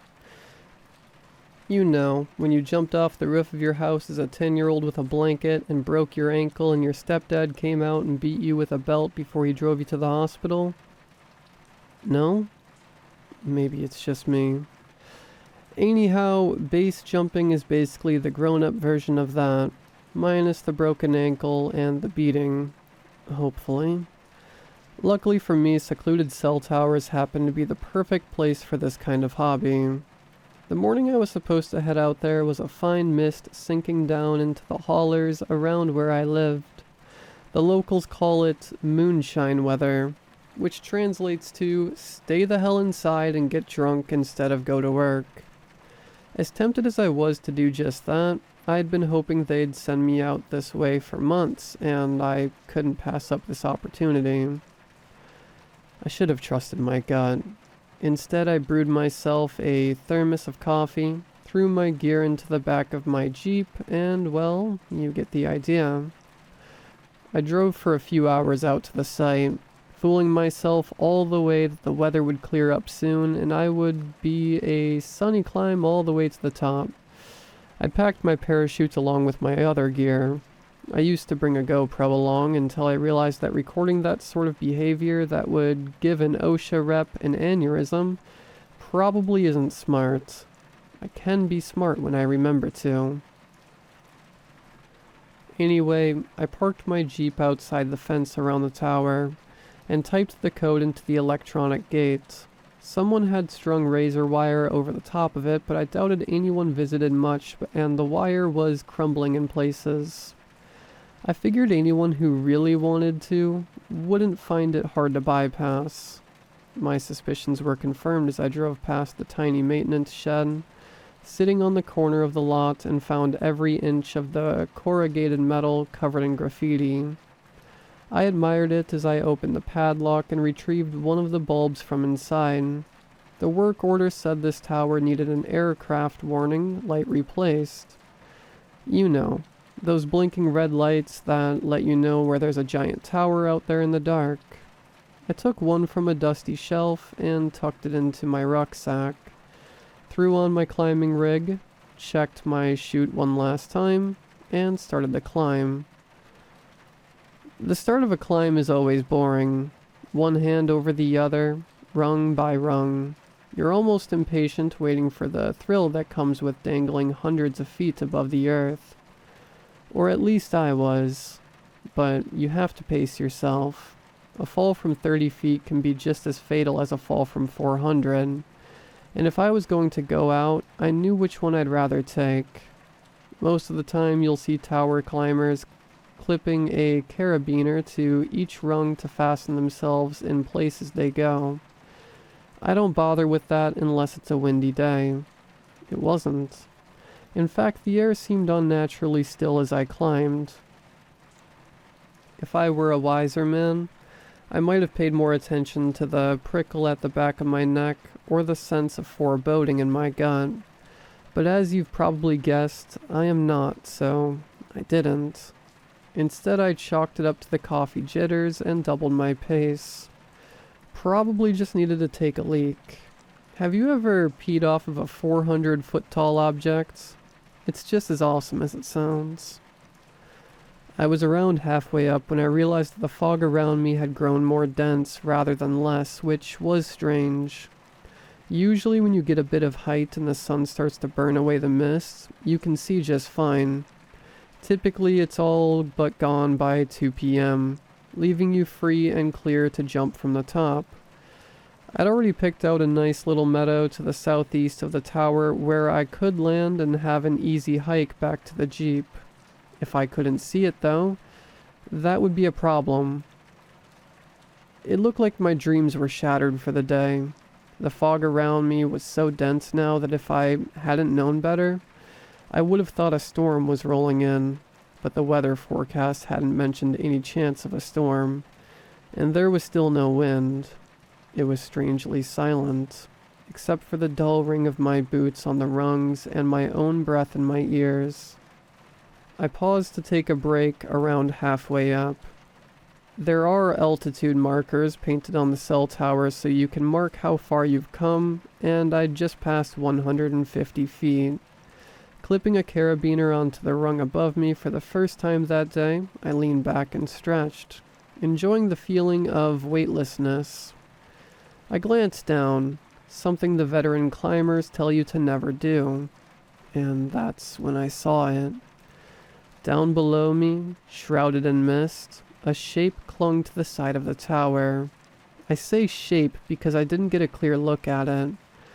Just a shadow, maybe 100 feet below, so far away that I couldn't really even tell if it was moving. The hell?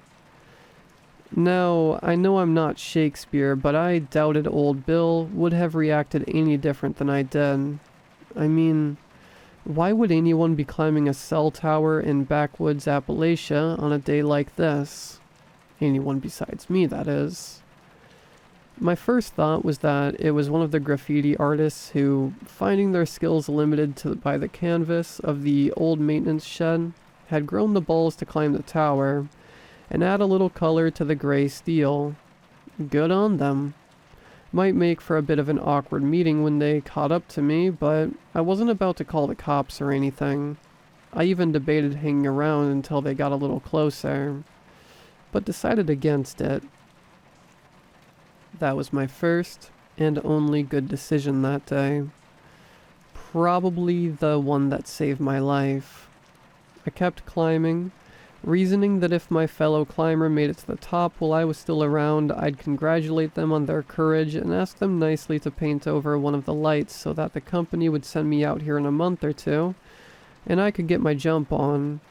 I reached the 200-foot mark and took another break, feeling the cool, wet air on my cheek scratching under my thick beanie.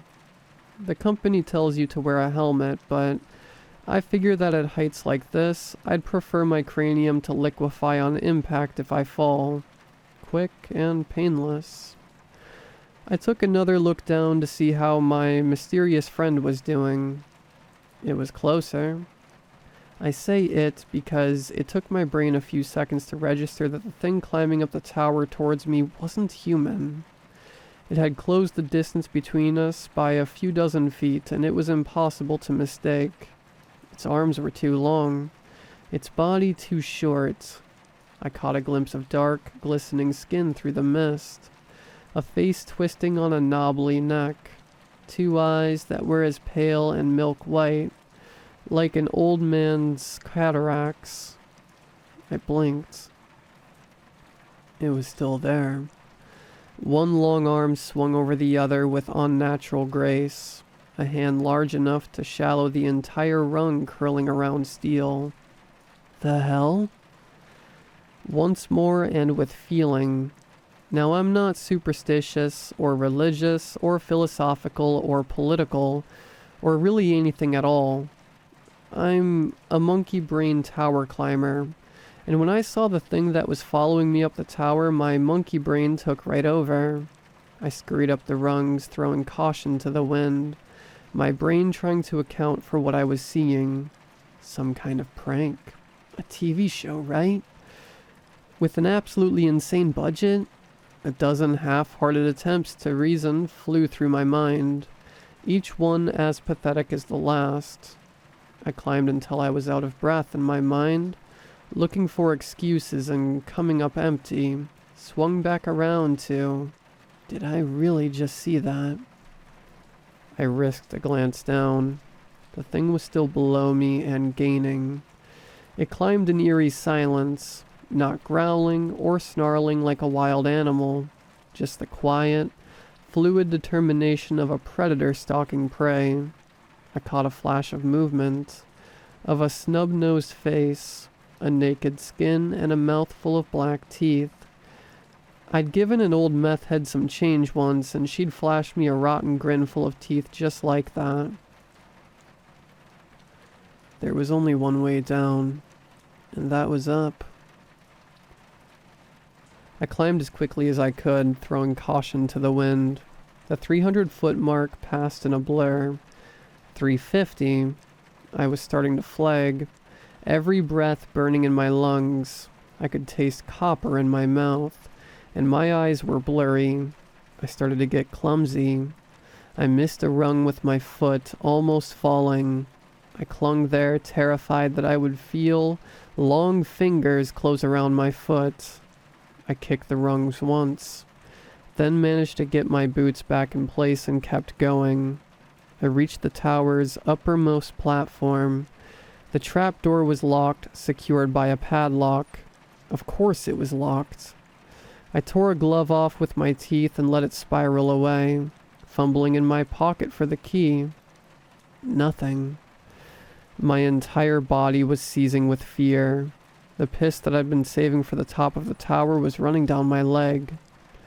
I unhooked the hammer on my tool belt and bashed the padlock. It came open, bouncing off my arm. I shoved open the door and hauled myself through, landing on a small platform at the top like a trout from a creek. Through the grates, I could see the thing right below me. It opened its mouth, jaw cracking to reveal a mouth that was too wide. Inside that mouth was another mouth, and another, and another. I screamed. Well, I did my best with whatever air was left in my lungs. It sounded more like a whimper, or a sob. I stood with my back to the top of the tower, watching as it moved half hidden below me. I slung one leg over the railing at the edge of the platform and checked the straps of my parachute. The sky was gray in every direction. Nothing but endless, mind-numbing gray. Looking back, I feel as though I should have at least had some idea of where the sun was, but there was nothing. Just an endless field of twilight. I couldn't tell which direction I was facing, or where the meadow I'd planned to land in could be. I'd be jumping blind, into the fog. No idea of where I was headed, or even how close I was to Earth. It was insane. It was my only option.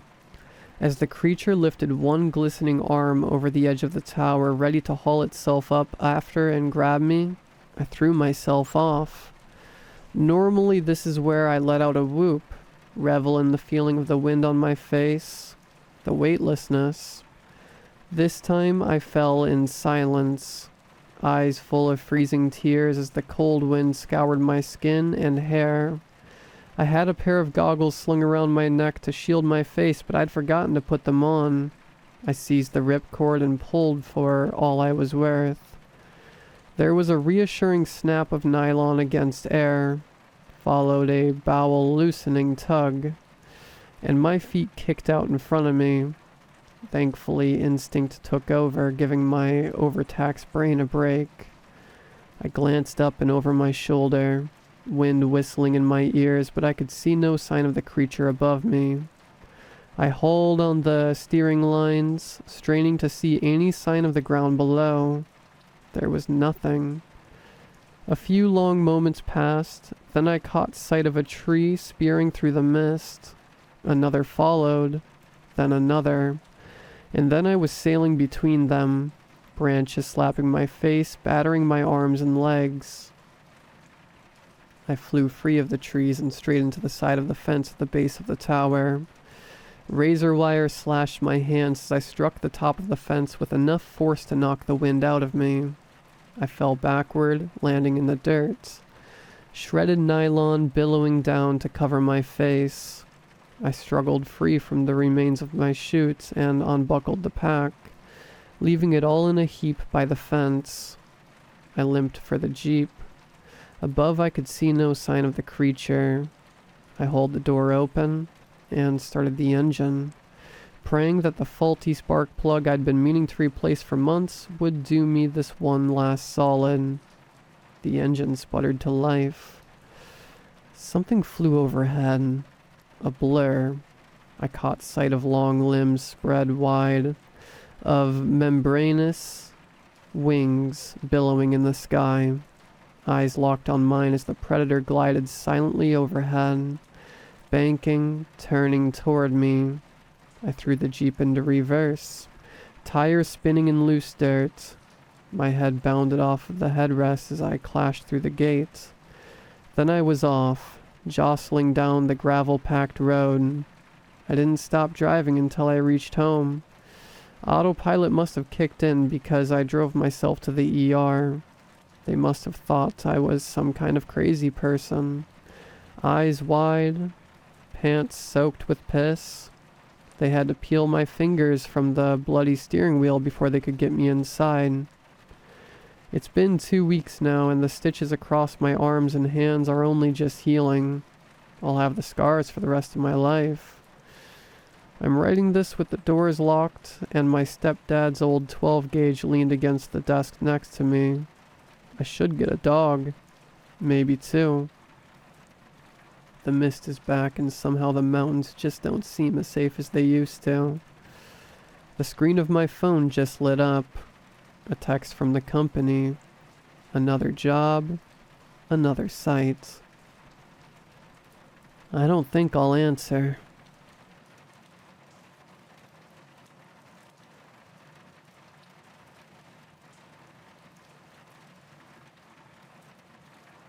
Shiny pink Drowzee is the only shiny Pokemon I ever deleted from my Pokemon Go storage.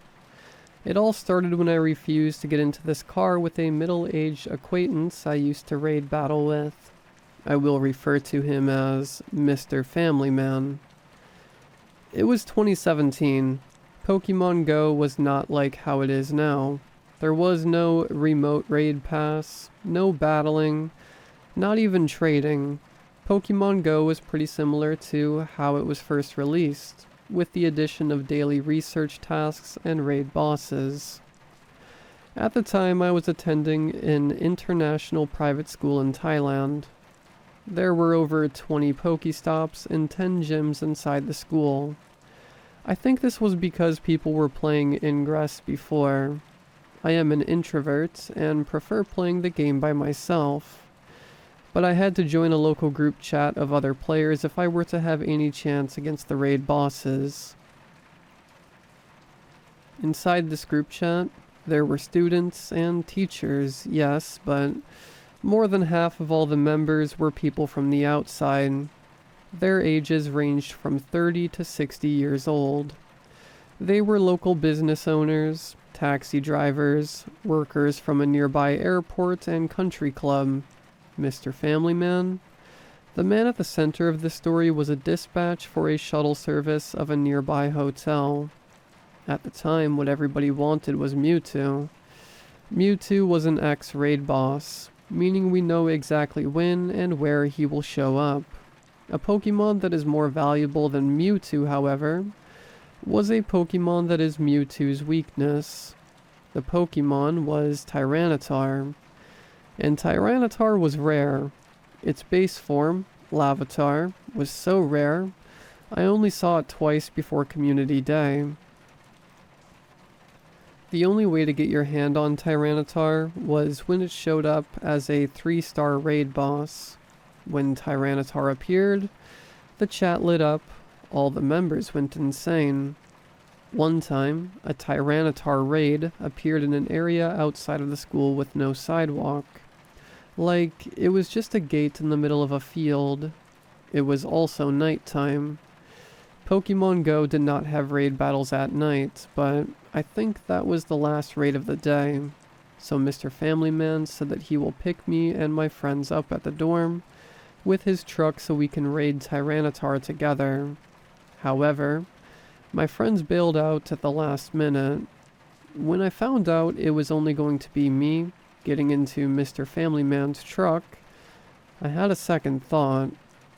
I didn't know what came over me.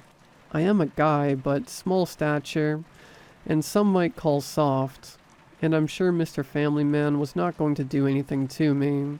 But when his truck rolled up, it hit me. This man was a complete stranger. He did not work for the school. It was nighttime. I was about to enter his truck alone to go off into a very secluded area in the middle of a field. It will just be him and me. Maybe I was paranoid, but it did not feel right. So I told him I was not going with him. Then he did something that I thought was pretty weird. He took out his smartphone, and it showed an animated GIF of a pink, shiny Drowzee. Shiny Drowzee was not released on Pokemon Go yet at the time, and he just showed the GIF he had probably downloaded from the internet. He said Drowzee wanted me to get into the car with him. I was speechless. I was so creeped out my heart sank. I politely bowed and backed away. Then Mr. Family Man snapped. He talked about how people don't take the game seriously, and that I wasted his time before speeding off. I didn't know what just happened. I was shook.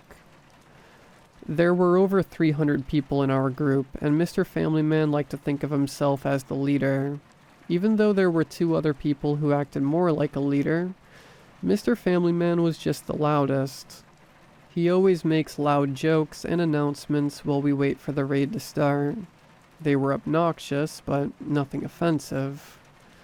After the cancelled Tyranitar raid, Mr. Family Man still talked to me normally, but I could feel that he was not happy with me and just put up a front. We all needed each other to raid the bosses. I also feel that he was jealous of the other pack leaders of the group. Another man, let's call him Husband Man, and his wife bring roasted chickens and curry to give us when Pokemon Go had an event called Community Day. I think Mr. Family Man was jealous of this. He started bringing his own wife and children to the raid more and more. They usually just stayed in the car, though. He started to tell the story of his family more and more while we were waiting for the raid to start. It was like he was running a political campaign. Things came to a head when Mr. Family Man detailed in the group that one of his family members was sick, and that he will not be playing a lot of Pokemon Go due to this. With that knowledge, the other leaders of the group did not type into the group chat when a Tyranitar raid showed up near the school. We told each other about the raid outside of the main group chat, and just went to get it together. Well, when Mr. Family Man found out he missed a Tyranitar raid, he was beyond furious. I was not there for the blowout, but the people who witnessed it thought it was a bad scene. He ranted in the group chat, which I missed. He unsent all the messages later. A few nights later, Mr. Family Man contacted me privately.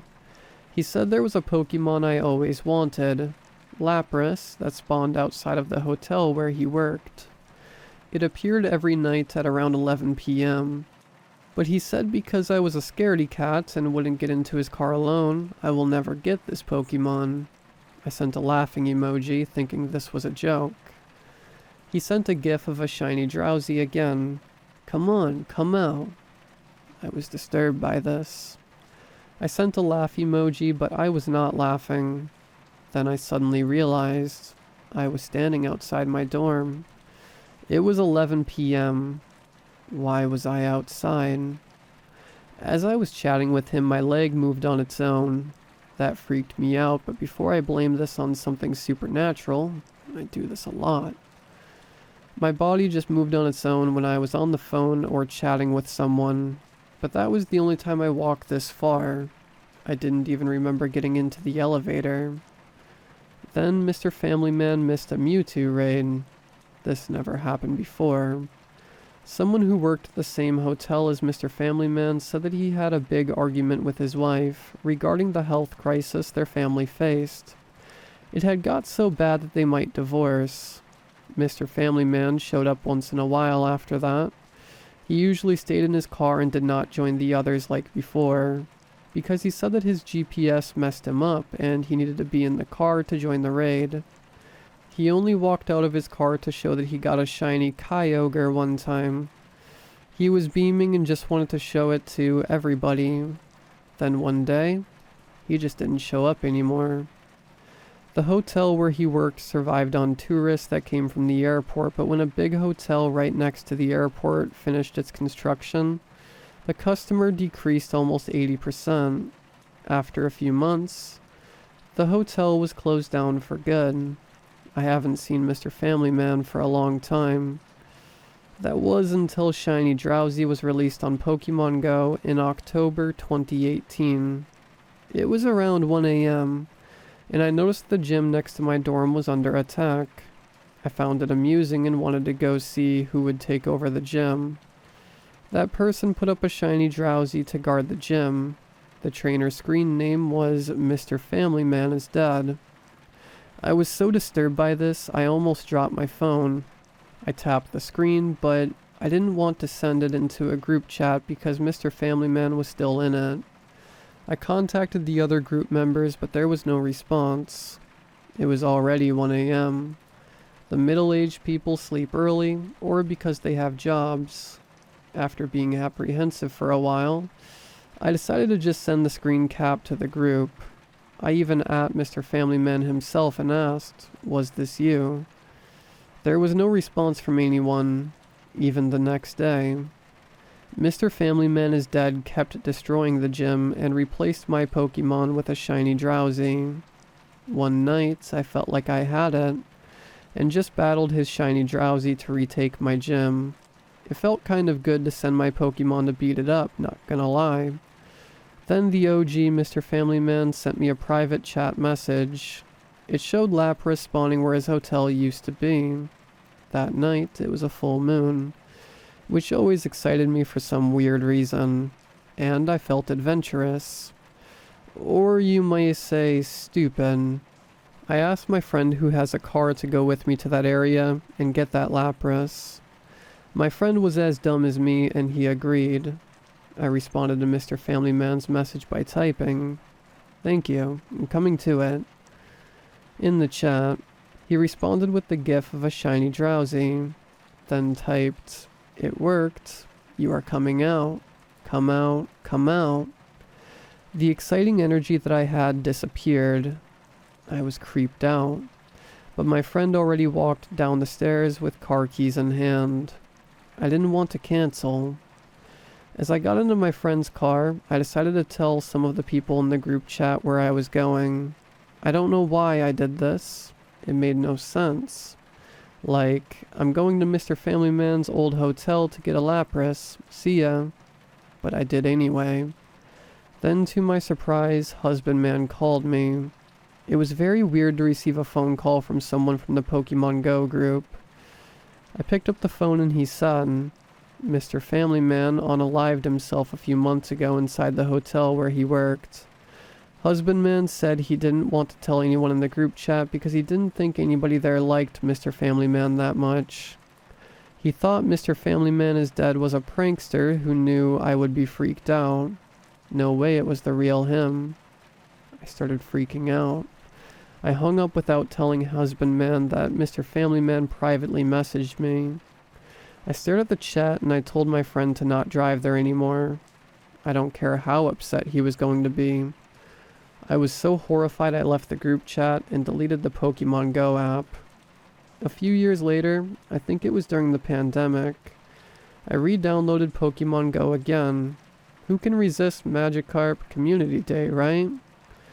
Well, one time I saw a Pokemon I wanted spawned among several other Pokemon. I was trying to get that Pokemon. I didn't even remember what it was, but my finger hit a Drowzee instead. The Drowzee was a shiny. I deleted it immediately. The Pokemon Go app was not having it. It kept asking me if I was sure. I think I might have been the only person in the history of the game that intentionally deleted a shiny. But you understand why, right?